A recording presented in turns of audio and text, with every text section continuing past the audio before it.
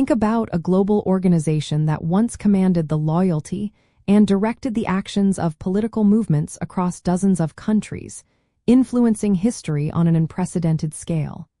Imagine the power it wielded, shaping ideologies and strategies from Europe to Asia and beyond.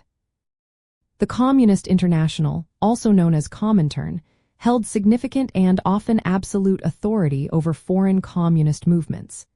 This authority was hierarchical, ideological, and increasingly centralized, particularly as the Soviet Union consolidated its power. The why behind this immense authority lies in Comintern's very foundation and stated purpose.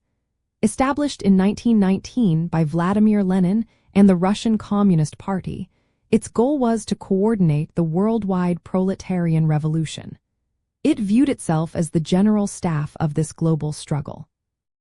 From the outset, membership was contingent upon accepting the 21 conditions, which explicitly demanded adherence to Comintern's directives, adoption of the Soviet model, and readiness for illegal work.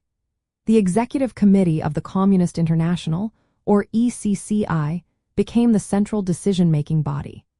This body issued binding resolutions and instructions to all national sections, ensuring a unified global strategy.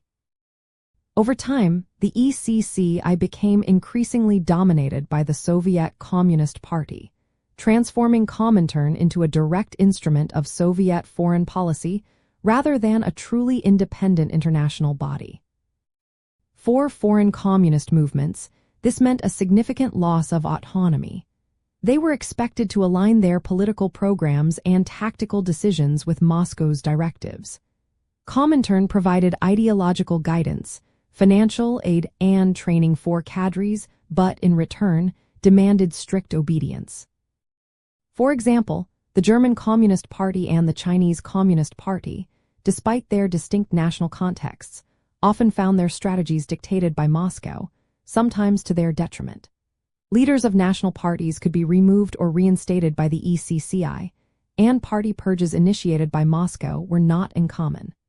This centralization was intended to create a powerful, monolithic international movement, free from internal dissent or deviation.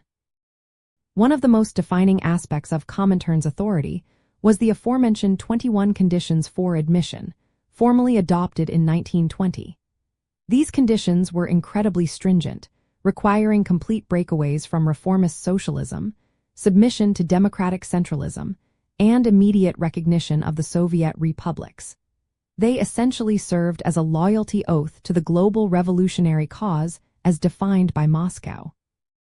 This ensured that only parties fully committed to Comintern's, and thus, the Soviet Union's vision could join its ranks, reinforcing its centralized control and ideological purity.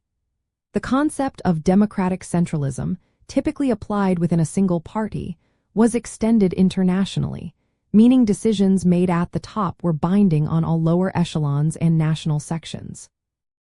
Ultimately, Comintern served as the Soviet Union's primary tool for shaping and directing the global communist movement.